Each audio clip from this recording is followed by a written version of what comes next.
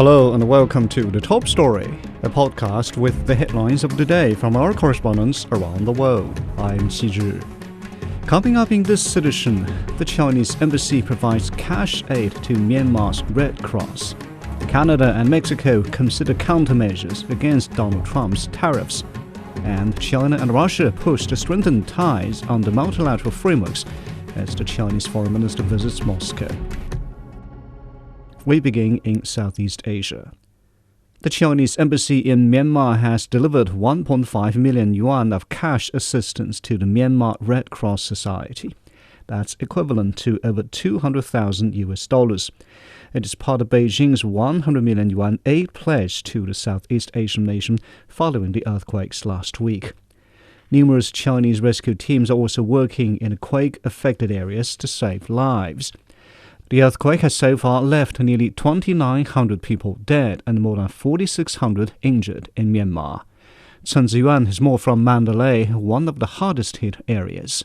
It has been very hot and humid here. Since we have been here a few days, our arms and also our legs have lots of mosquito bites. But we did take procedure to make sure that we do not get sick because the water supplies as well as food, it's coming in, but in a very limited condition. So the rescuers need to keep themselves safe so that they can continue to conduct work in the field. And the gears that they brought here this time from China, for example, live detector, snake shape detector that can get image and also get sound in the rubble to confirm the location of the survivors were being used, and also other, for example, electricity supplier and engines are also being displayed. So China has putting all its effort to make sure that they do not miss any corner. That's Chen Ziyuan reporting from Mandalay.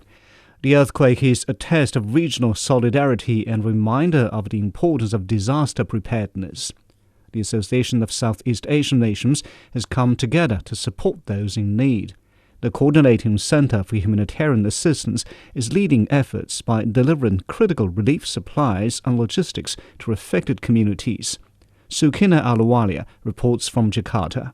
ASEAN is once again showing its unity and solidarity in times of crisis following the powerful earthquake that struck Myanmar and Thailand. It's been a really tough time for the region with many lives lost and thousands affected, but ASEAN countries are moving quickly to help. This week, ASEAN foreign ministers held an emergency meeting, and the show of solidarity has been massive. Singapore has already sent 80 members of their rescue team on the ground and pledged around $150,000 through their Red Cross to help with relief efforts. Indonesia is also stepping in, sending emergency teams, food, tents, and other supplies to help survivors. Vietnam has deployed over 100 rescuers, medics, and close to $300,000 in aid, focusing on search and rescue, which is super critical right now, especially in Myanmar. Thailand, despite also being affected, has sent Air Force personnel and essential medical supplies to Myanmar.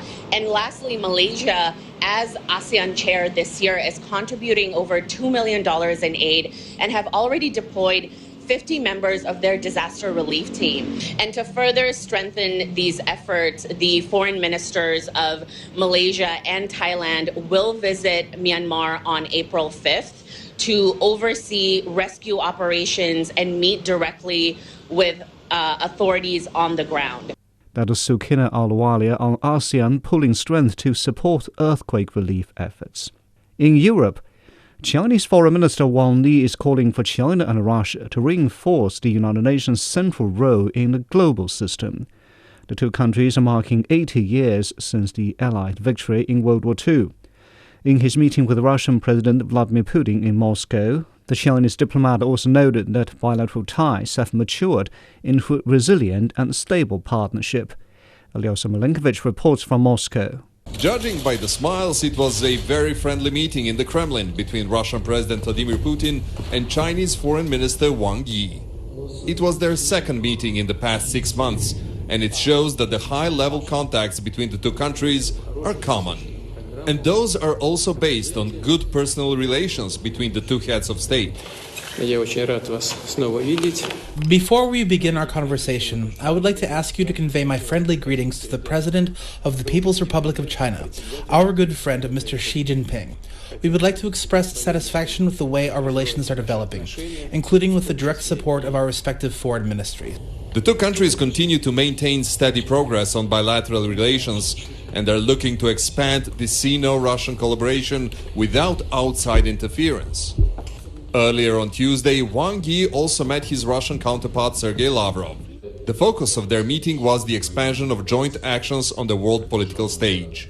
I am confident that today we will reach consensus on advancing our bilateral relations in the context of preparations for high-level meetings, as well as on further coordination within the United Nations, its Security Council, the SCO, BRICS, the G20, ASEAN frameworks, and other multilateral platforms with a view to establishing a more just and democratic multipolar world order. One of the major topics mentioned by all participants was the 80th anniversary of the end of World War II. All sides agreed that the memory of heroic achievements and sacrifices of both China and Russia during that conflict shouldn't be forgotten. All participants emphasized that this was just the beginning of the high-profile meetings between Chinese and Russian officials. Many more are expected by the end of this year. That's Alois Milinkovic on China and Russia reaffirming ties as they mark the 80th anniversary of the victory in World War II. Moving on to North America.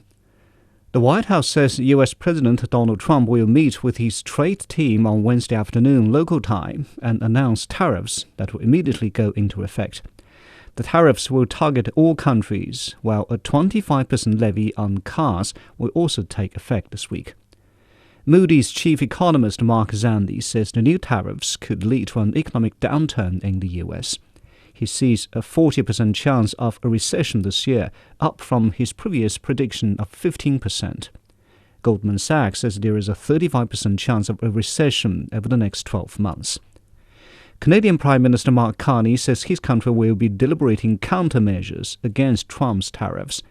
Carney said Canada will not allow U.S. policies to weaken its economy. He also promised to ensure that Canadian producers and workers are not put at a disadvantage compared with their U.S. counterparts.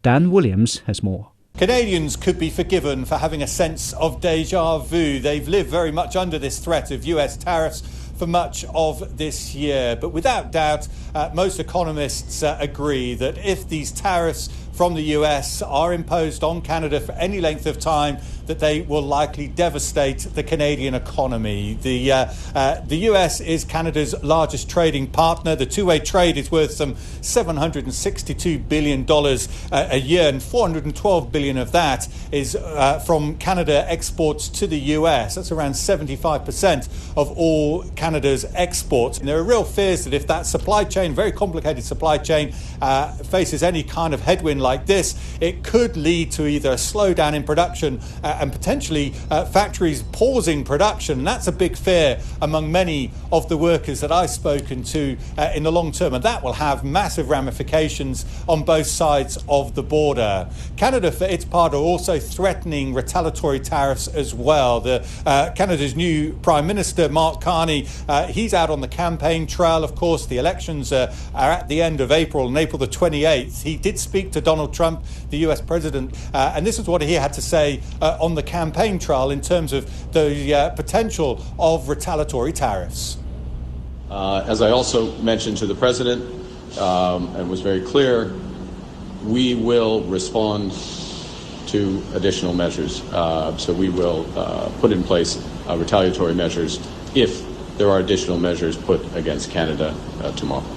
We are going to be very deliberate in terms of the measures we take to fight for Canada, fight against these unjustified measures by the U.S. administration, but also to protect, to have that minimal impact in Canada.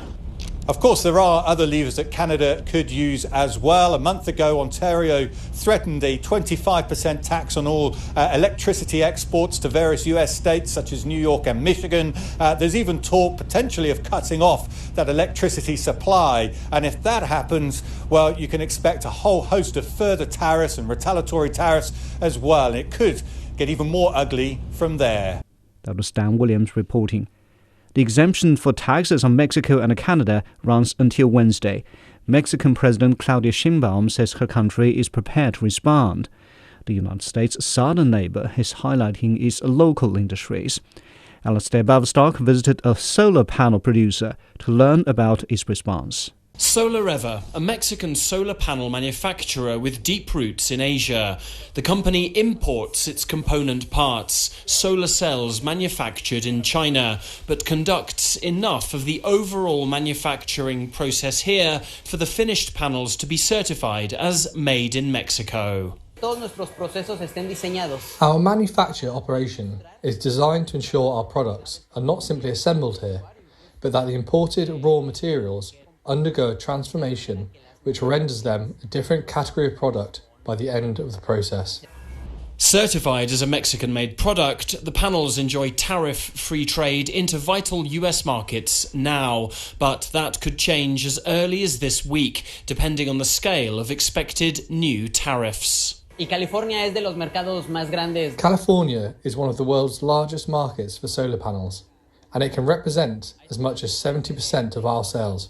So it's very important for us. SolarEver is not alone in understanding the importance of this regional certification. In an era of global trade uncertainty brought on by US tariff policies, designation of origin rules are of increasing importance. That's leading Mexico's government to promote its Made in Mexico certification for national and international companies doing business here.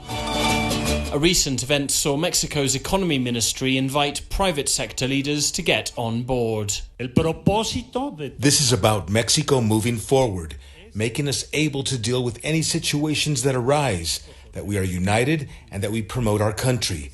Made in Mexico means all of this. Rules of origin. International nearshoring consultant Mauricio Monroy says regional certification may stand as insurance against what may be a dangerous time for global trade. Rules of origin are going to be critical, and the Made in Mexico is critical because that's going to be evidence that you're complying with the rule of origin to make sure that you qualify, okay, as a regional product to be entitled to the benefit of the reduced duty.